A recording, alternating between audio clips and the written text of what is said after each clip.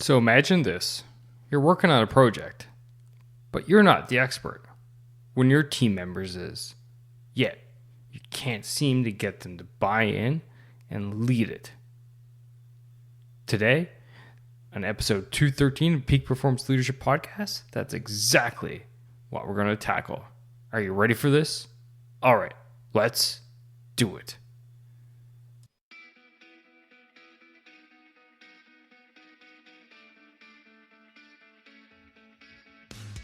Welcome one, welcome all to the Peak Performance Leadership Podcast, a weekly podcast series dedicated to helping you hit peak performance across the three domains of leadership. Those being leading yourself, leading your team, and leading your organization. This podcast couples my 20 years of military experience as a senior Canadian Army officer with world-class guests to bring you the most complete podcast of leadership going. And for more, feel free to check out our website at movingforwardleadership.com. And with that, let's get to the show.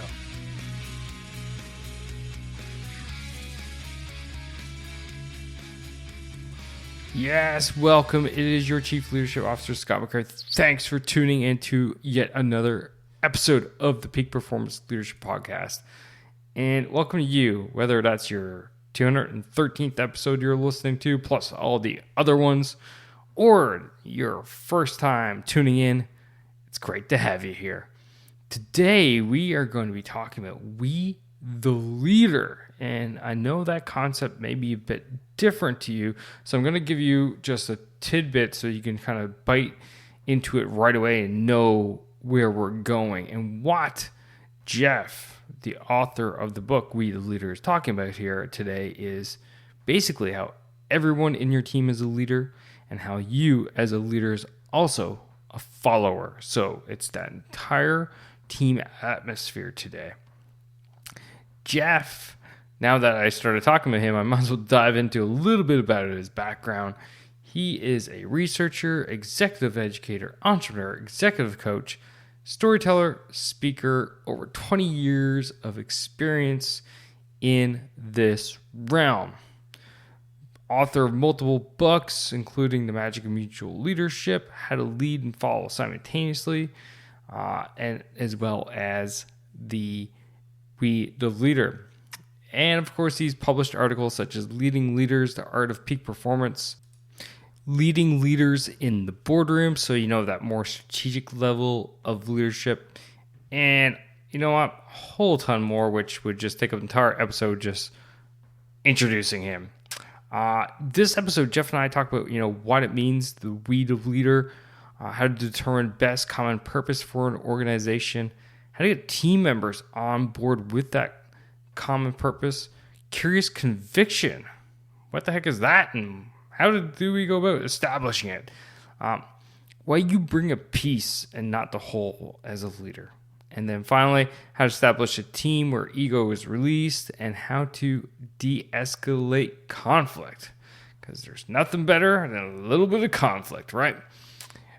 As you guessed, Jeff is a rock star guest, and he brings a lot to the table that you're going to get out of today's episode. Before we do dive into hitting play on this interview, I do want to remind you we do have the Leader Growth Mastermind, which is now live. We got a bunch of people in there doing some amazing things.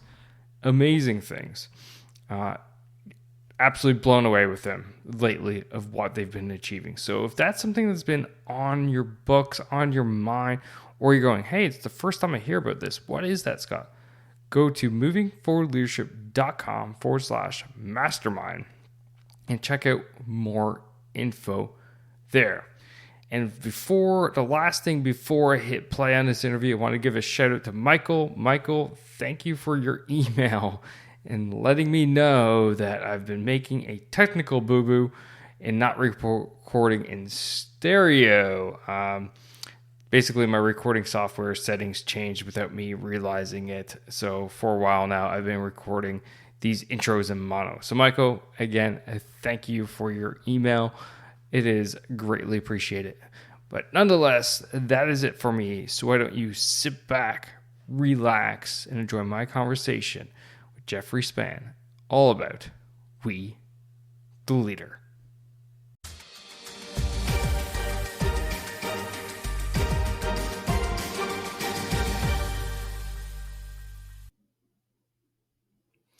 Jeff, welcome to the Peak Performance Leadership Podcast, sir. So good to have you here. Scott, it's great to be here. I'm very much looking forward to our conversation. Me as well. And it's funny, before I hit record, you actually want to flip the mic on me to start this podcast off. It's the first time. I'm going to allow it. Let's roll with it. So, what do you got? Yeah, well, I read on your website about your approach to leadership, and I'm very curious about the notion of leading yourself, leading your team, and leading the organization, and what they each mean individually, and then how they intertwine with each other. Either they're mutually enhancing and work for each other, or maybe they're mutually exclusive and work against each other. I'd love to hear the backstory. So I'll do the Cole's Notes version, the quick summary version. But effectively, I started this podcast off as a hobby, and please God, don't go back and listen to episode 1. It's completely night and day from today. But the moral of that story was, I didn't have a clue what I was doing. I was just rolling with it. And as I got more into the interviewing space, I started listening and hearing, essentially 3 different themes. And add to that is, one of the questions I often like to ask my guests is, about failures and how to, they have overcome failures, or case studies that they've, consulted on, etc., have overcome their failures. Because what I was finding was, as I study leadership failures in the real world, they were aligning with these 3 different themes, i.e., effectively leading yourself, leading your team, and leading your organization. So if you go there are lots of examples of leaders who failed leadership because of burnout, right? Not taking care of themselves, or stagnation. And I will tell you, one of, a company that I still follow near and dear to my heart, and I'm going full disclosure, I'm actually a shareholder of this company, is BlackBerry, then Research in Motion. And one of the reasons why that company failed was because the leadership, the co-CEOs, stagnated. That's why Apple got the edge on them. They had market share. They had it all.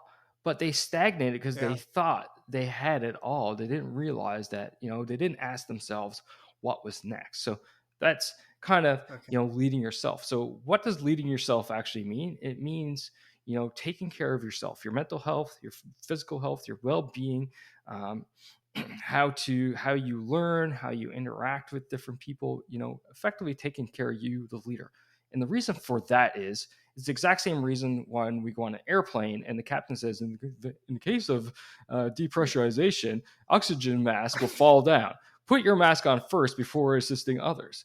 So you as the leader, right? If you don't take care of yourself, how can you take care of others? That's right. You can't.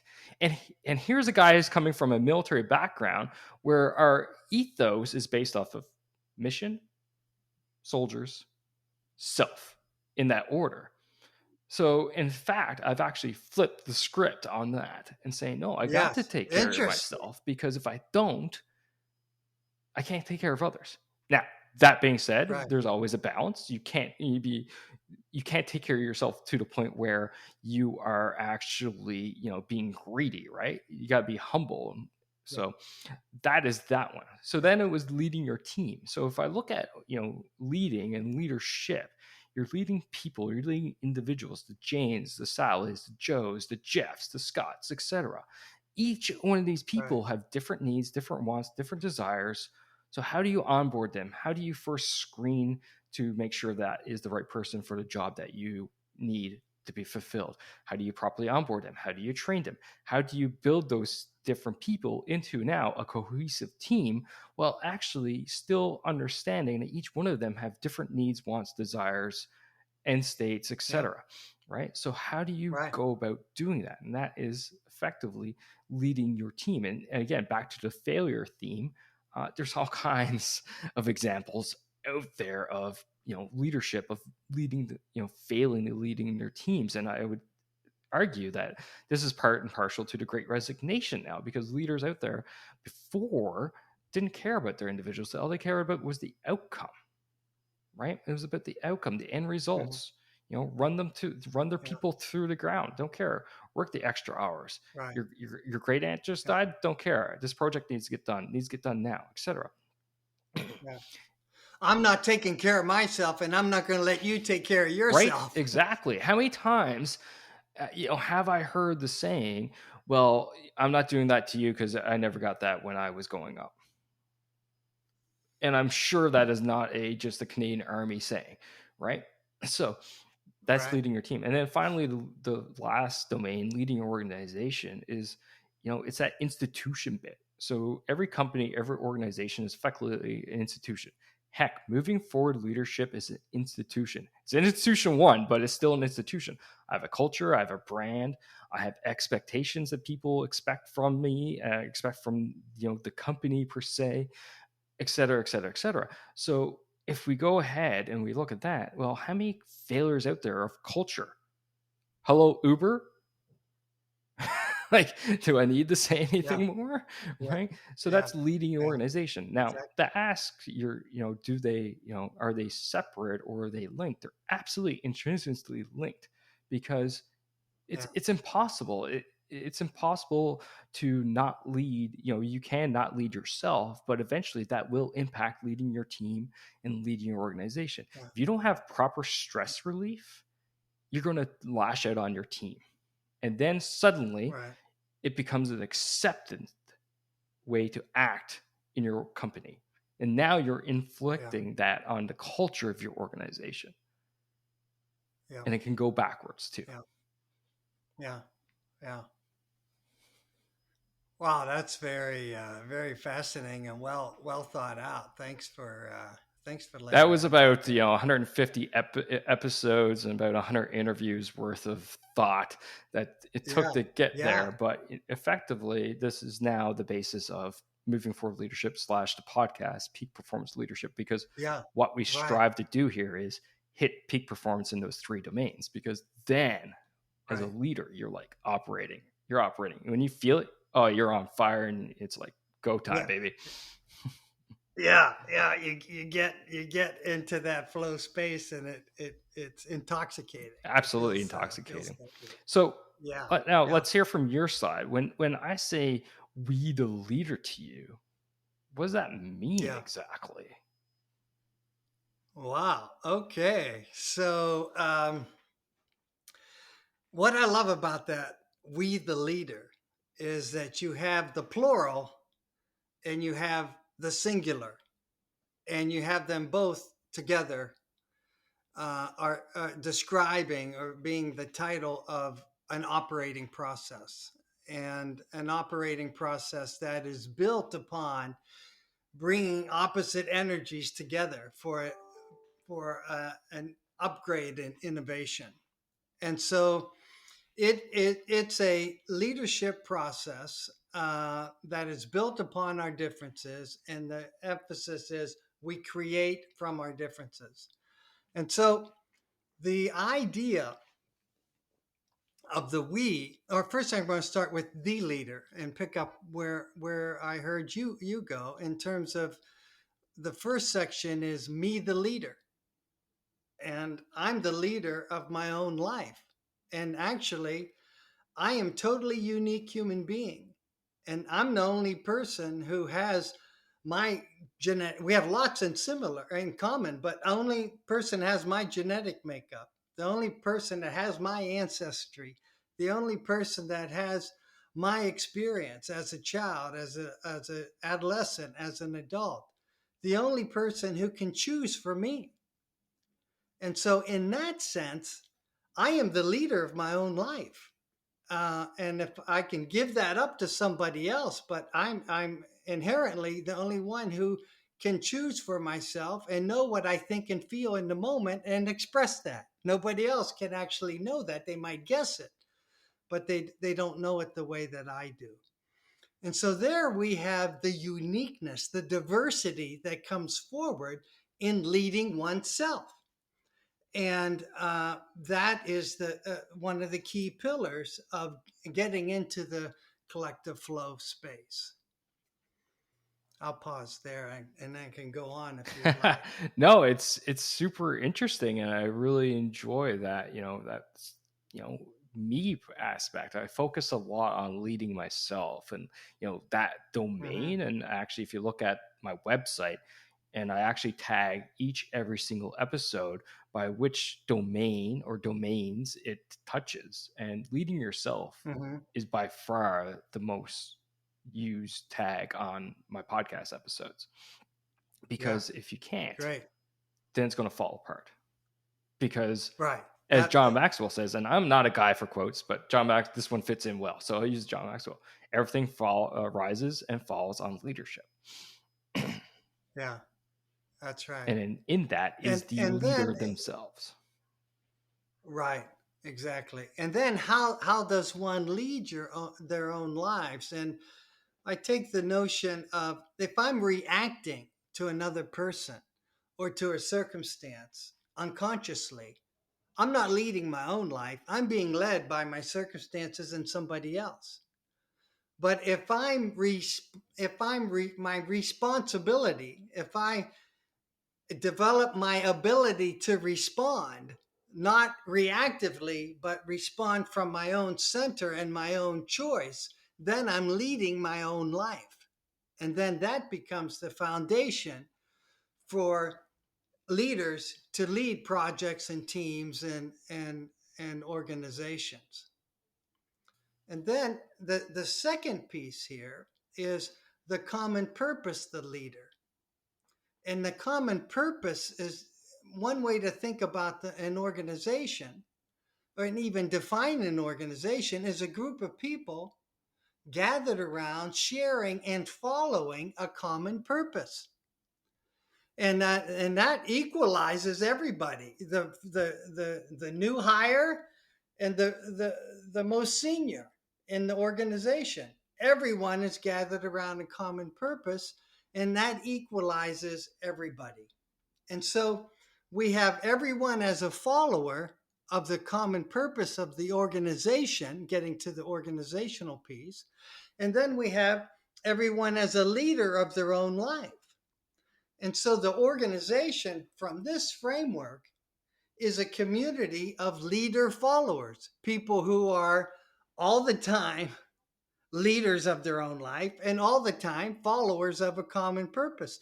And so we're leader followers. And in this context of equality, hierarchy, the purpose of hierarchy is not just command and control when it's necessary, but it's to create conditions for that collective flow so that we individually and together can get into that flow space. And that's the purpose of We the Leader, is to enable teams and organizations and individuals to get in that flow space on a consistent basis. So it's more the norm rather than the exception.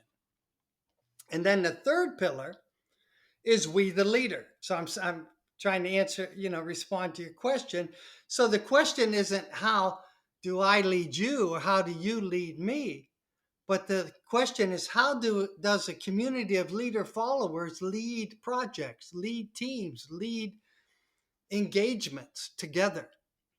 And then that's the question, how do we do that? And the fundamental aspect to that is this notion of bringing a curious conviction and inviting others to bring a curious conviction. And I remember when I first said that a few years ago, the CFO of a major financial company said, "Wait, I know how to be curious in one moment, and I know how to bring a conviction in another moment, but how do I bring a curiosity and a conviction at the same time in the same action? And I said, that's the question. Because from my experience and research, that's what unlocks consistent collective flow. It enables us to get explicit about sometimes what we do implicitly so we can choose it over and over and over again. So that's kind of the summation of the we the leader, and what comes to mind when I say that. That's awesome. Wow, there's so many good parts in there. I really like the avoiding the reaction. I always say be proactive, not reactive to my teams, Mm-hmm. to the people I coach, to the members of my mastermind community. It's always better to be proactive vice reactive, because being proactive means you've thought about it, you've analyzed the situation or whatever. You're taking whatever steps are available to you to get ahead of whatever problem that you're facing. And that in turn Mm-hmm. enables you to avoid stress, avoids that blow ups that you talked Yeah. about, etc. Yeah. Right? Yeah. Um, Right. the common purpose for an organization, which I love, us in the Army, we call it the mission. Um, how should leaders out there, one, go about, determining, and I don't think, especially for businesses, profits is not it anymore. It can't be just that common purpose is not going to be profits anymore. So, how, Right. business leaders out there listening, like, what is my common purpose going to be? So, one, how can they go about determining what that best common purpose for the organization should be? And two, what's the best way to get people on board with it? Right. Wow. I love those questions. So I did research several years ago on the purpose of business, some 20 years ago. It wasn't popular then. But I had the opportunity to meet some of the top executives in Chicago and across the country. And um, I came up with five common, 5 ways to think about the purpose of a company. And this was through interviewing people. I remember interviewing somebody in Britain. I forget the name right now, but they had a company, and the purpose of that company was to make money to support a Buddhist movement. So their mission, that was it, and they were providing jobs, but that was primarily it. So their purpose was the community, right? And then you have the purpose of the customer, right? And then you also have the purpose of the company, developing the company itself, and then you have the purpose of commerce, making money. And so these are what I identified as the different ways of thinking about and categorizing the common purpose. And as you mentioned, in today's world and the leadership of the business roundtable and the leadership of investors, what they want and what people are asking for now in terms of ESG and diversity, equity, and inclusion, um, it's becoming more and more about making the world a better place in one form or another. And then depending upon the focus of the company and what the company offers, that can be the purpose. But I think there are legitimate forms all the way through. I wrote an article, Capitalist Manifesto, reimagining business in the 21st century, and the notion was basically, hey, profits are a means and a measure of accomplishing a broader purpose. We got to have profits to keep going. One way or another, and so they're positive, they're necessary, and they're also a measure of the impact one's having. Uh, but they're not the purpose, not the purpose. And at least even back then, there was major research in Good to Great and other books that companies that experience exceptional long-term financial success had a purpose other than making money. You know, this day and age, I would even suggest focusing on profits is going to sink your company, Hmm. right? It, Yeah, and if you, I mean, 20 years ago, that would have been, you wouldn't even said it. right? But here's the the counter to that is if you focus Yeah. on a purpose, you could become the richest organized richest company in the world. So if you look at like Amazon, Jeff Bezos, um, Jeff became Jeff's like one of the richest people in the world, but they solved the problem. They solved a huge problem. And in fact, Amazon, I would argue, was probably one of the reasons why we've gotten through the pandemic as Yeah. well as we I have. mean, can you imagine? Yeah. Yeah. Right? The ability to have anything at your fingertips to buy when to go outside and interact with the world is a health risk. Right now, I'm sure people will argue about the minimum wage issues and the drivers. I'm not Yeah. going to go down that route, but just looking at it from a purpose standpoint, you've turned that into one of the richest companies that ever has ever existed. Hmm. Yeah. Yeah. Right now, earlier you mentioned, I would like to see those. I would like to see those delivery folks get paid more. I'll tell you that much. yeah, And I'm right behind your point. yeah, Yeah. and that's And that's another conversation for another day. yeah, it But is. it's It just is. the moral of going behind that purpose, and the purpose and the Yeah. purpose for Amazon is speedy delivery of basically anything and everything. Yeah. Having Yeah. having anything a buyer would want at their fingertips, Yeah. um, Meeting that human and need then what you would need, of right? So what people want and what people need, and doing it consistently and yeah, effectively. for sure. Now you mentioned curious conviction earlier, and that spiked my Yeah. curiosity. So one, what do you mean by that? And two, you glazed over the nugget of how does one go about establishing that? Right. I did glaze over the nugget. I'm trying to generate some curiosity. So yeah, the the thing I love about the curious conviction is that I see that as the methodology for learning to lead and follow at the same time. And that is the practice then of this evolved community of leader followers, right? So, okay, how do you lead and follow at the same time? And I'll just share with you three simple steps. And I'm a little hesitant because through the book we kind of walk through these processes and build a foundation for each one. But it really comes down to this: the first step is to believe in consilience. Now, I want to talk about those two words. First, consilience.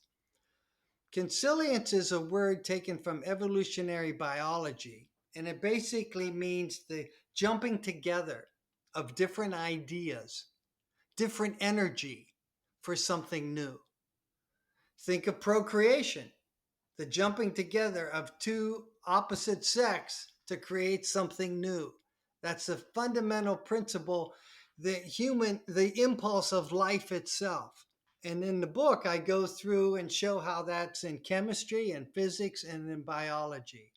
It's present in aerodynamics. It's a prevalent dynamic, but it hasn't been in leadership. And so the notion is the leader is not just an innovative process for enhanced innovation, it's also an innovative leadership process that jumps together leading and following, and they're doing both at the same time to create something new. So there's a double dimension around the content. You say yes, I say no. We can try to debate it, or we can articulate our convictions with curiosity and find a third way. And so I noticed in your response to the simultaneity um, quiz, that you took and sent back to me, that you often look for what's emerging in a conversation. That's different than trying to win the conversation. You had a 5-5 there about, okay, hey, what's emerging in this conversation, and that's a key component of bringing a curious conviction. So the first thing is to believe in consilience, and to believe doesn't just mean intellectually, but to act on it, to be able to act in a way so that when you say something that threatens me, instead of me reacting from that threat, I'm able to step back and take responsibility for my response. And then I'm able to reframe our differences as an opportunity to be innovative, as an opportunity to create. So that's a mindset. No, I like it. I like it a lot, and that's cool that you noticed that I had filled out your online form there. For the listener out there, you mentioned it. So why don't you just quickly go over what it is and what it's meant to do quickly, so that they have an understanding. Yes, yes. And I can give reference to it at the end. Well, the purpose is not to categorize people. I kind of, I have a hesitancy about some of these quizzes and assessment guys. Okay, you're this type person, you're that type. It may be you tend to be more this way than that way, but the key is becoming aware of where you are, and then having from that awareness is be able to move in the way that you want to move. And so that's the purpose of the quiz. and and then it introduces some of the notions of a curious conviction. And that was one of the questions. How do you see yourself in terms of experiencing a curious conviction? So that's the first point: believing in and being able to act upon this belief that, wow, we can create from our differences, we innovate from our differences. It's not just some concept out here, it's the actual evolutionary impulse of life itself. We can't exist without it.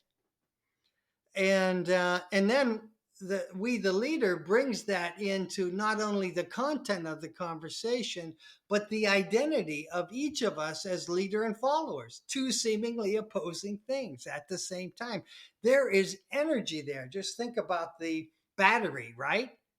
If you got a battery and there's two positive ends, you're not getting any energy. If there's two negative ends, but if you got a positive and a negative, boom, you've got charge. And that plays out in conversations, that plays out in relationships. And it creates, being aware of that and being able to hold that space creates the context for consistent collective flow. So that's one, believe in consilience. And then bring a piece, not the whole thing, because you don't have the whole thing. Bring your unique piece, what you uniquely think and feel, and bring it with conviction and passion. But realize it's only a piece, it's not the whole thing. And that other people have other pieces that are unique and vital and different. And so it's not about debating and winning the conversation or convincing others. It's about conversing and and and welcoming opposing points of view, not just tolerating, and not just including, but celebrating the difference. And a lot of times now we can get back to leading one's own life, right? Because if I'm reactive and I just feel threatened and I don't know it, I can't do this. But if I've developed the awareness to observe myself and in that space make fresh choices, I can develop that inner capacity to notice my threat or my fear and not act upon it, and actually be able to integrate and transmute that energy in a positive way, because we bring a piece, not the whole. Is that making some sense? Absolutely, I love the bring a piece, not the whole, because Yeah, that becomes micromanagement when you bring the whole. yeah, You know. Yeah, you don't have the You don't have the whole. whole. Y- So y- it- it- I mean, it used to be that leaders thought they had the whole, and they had good reason because we didn't experience the complexity and the rapid change of life. But now, I think about your operation planning groups. You got people there from different expertises all across because they all have vital pieces and nobody has the whole. And together you can find ways to discover the whole. And then everybody is committed and enthused and knows what to do. I got a little bit of a funny story regarding about the piece and not the Let's hear whole. it. I'm a graduate of Canada's Royal Military College of Canada, so equivalent to you guys, West Point down there, Annapolis Valley, Colorado Springs, and literally, I think the day after graduation, we're handing in equipment that stays there at the college. I didn't need any more because I was a graduate, and as we're in line handing this stuff in, there was a sergeant there. And he's like, now, sirs and ma'ams, because we're all now commissioned second lieutenants. He's like, my last word to you, you don't know shit. I said the exact words. And I was like, okay. He's like, you don't know shit, and you'll never know shit through your whole career. And Yeah. it's basically, army mouth for what you just said, is that you bring a piece. Now, Yeah. do I know nothing? No, I don't. Obviously, I know things for sure, right? But the moral Right. of that story is that no matter what situation you go in, you got to go in with a bit of humility because you don't know it all. You bring your part to the table, and as a leader, sometimes that is, some kind of expertise, like you said, with my operational planning groups. I bring my logistics background to those things. Other times when I'm working with my team, I'm bringing the decision making experience aspect to the table, Mm-hmm. but they, which are like movements, supply, maintenance guys, operational planning folks, blah, blah, blah, they're bringing their Right. expertise to my table. And then my piece is, okay, I need to, deconflict, prioritize, make some decisions, bring some experience to it and say, okay, have we thought about this? Have we got that angle? Has this been checked off, et cetera, Yeah. et cetera? Yeah. So Wow. A couple of beautiful examples there of bringing the peace. And another way to think about this, Scott, a metaphor is putting a puzzle together. Okay, if we're sitting around the table and we say a puzzle has 50 pieces and there's five of us and we each have 10 pieces, right? So what we do is, and they're blank side up. So we got our 10 pieces and we turn the piece over and we look at it. It has a distinctive color and shape, and everybody's looking at those pieces. And then to put the puzzle together, we bring it out to the center between us, right? And we let it go. And then we start to see how these different unique pieces start to fit together. And it can get frustrating sometimes if we don't step back and see the wider picture. And then eventually we've got a puzzle. We got a picture of, okay, here's where we're going to go forward. Now, what didn't happen is important here. Nobody took their piece and stuck it in their pocket. And nobody got their piece and said, this, my 10 pieces, this is the whole puzzle. If they did, that puzzle's not getting put together.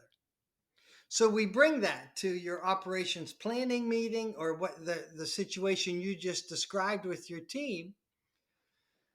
And so I don't come in with thinking my piece is the whole puzzle, right? Just as you just demonstrated. And at the same time, you don't just sit back and hide your piece thinking I don't really have anything to contribute here, or the last time I got shut down and no one listens to me anyway, or I'm not that smart or experienced. No, you bring your piece forward. In this case, it was the decision making capacity and experience. And it's that move of I bring my I bring my thoughts forward. I assert my thinking and feeling and my perspective, my convictions and passion, and I let it go as a piece. And then I look for other people's pieces, particularly those that are different, because there is the innovative opportunities. Love it. I absolutely love it. Jeff, when we get these different pieces, and by pieces, I mean people, and they bring their pieces, and you've talked about it a number of times, and that is often, it's the dichotomy, right? The almost conflict, different points of views and stuff like this, but that does result in conflict. It does result in sometimes a lot of ego. So with that, how can leaders out there best ensure that one, their team members check their ego at the door per se, and two, Mhm. resolve the conflicts that arise with their teams in these times? Right. Okay, the checking the ego at the doors. I've heard military examples that people put their stripes at the door before they go in to debrief. Literally, take the stripes off. And we do that with the We the Leader process by saying everyone is different, unique, as I've already said. Everyone is equal, as we talked about, with the common purpose. And everyone is vital. Everyone is vital, and everyone is included. So everyone is diverse, equal, and vital. That's the mental framework of We the Leader, the mindset of who I am and who you are as leader followers. And so that is just foundational to who we are. And then a curious conviction is a way we express that on a consistent basis. And so having that mindset and being held accountable to that mindset undermines that ego and my need to control and my fear of letting go and really being open to what's evolving here, not what I think is in only in my best interest. Makes absolute sense, honestly. Just by going through the whole process, you're going to naturally, one, you can't even start thinking in the context of we the leader if we cannot drop our egos or check them at the door, right? You Yes, can't even start that's that right. process. So And what I see sometimes, Scott, and I bet you've seen this too in teams and in individuals, is that sometimes uh, I see folks wanting to emphasize the curiosity and make room for other people. I hear some leaders saying, "Oh, I'm not going to say anything. I want room for everybody else." Well, I understand that can be a step if you're a dominant purpose person, but we can't stop there because everyone's trying to figure out what you think and feel anyway. And that's just an example of hiding your pieces. But the leader needs to find a way to bring their pieces forward as pieces and not the whole. And that's where the curious conviction comes into play. On the other hand, we know of leaders, and we've probably been those leaders ourselves, who have the conviction and want to dominate but don't have the curiosity. And so there's a need for both of those because that's what's real. That's the authenticity, and that's where the energy is.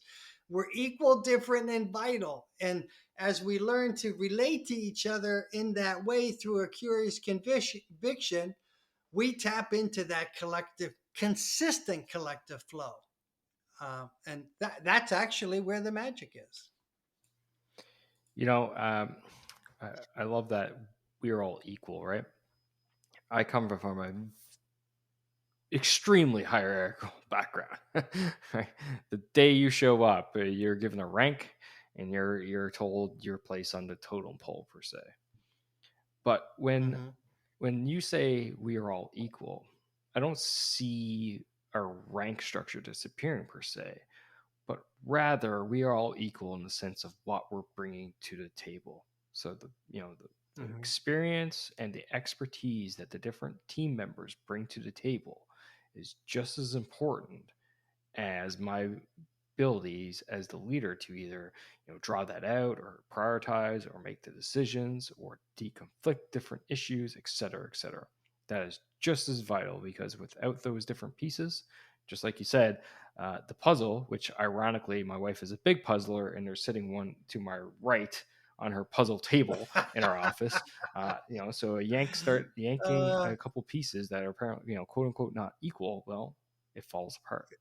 It's no longer yeah, complete. So yeah, I really love that. yeah. And the thing about this, Scott, is the notion of the uniqueness of everyone, and everybody's different. And then in their diversity, everybody's equal. And in their diversity and equality, everybody's vital.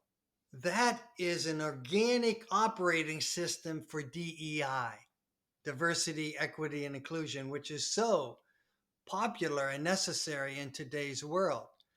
And it creates a context for culture and the habits of unconscious bias and the other DEI premises. But so often DEI efforts fall short because they don't have a context and a culture that nurtures it day after day after day after day by realizing the diversity, the equality, and the vitality of everyone all the time, everybody all the time. And the hierarchy serves to bring that structure to enable that to happen. And it's not about command and control, it's about creating a context for consistent flow to take place. What a powerful message to begin to wind this show down. Wow, Jeff. I feel like we could talk all night, sir, on Yeah, I this think we topic for could. sure. Yeah. But unfortunately, all good things do come to an end. Before I hit, end on the record here, I do got a couple last questions for you. First being a Yep. question I ask all the guests here at the podcast, and that is according to you, Jeff Yep. Spahn, what makes a great leader?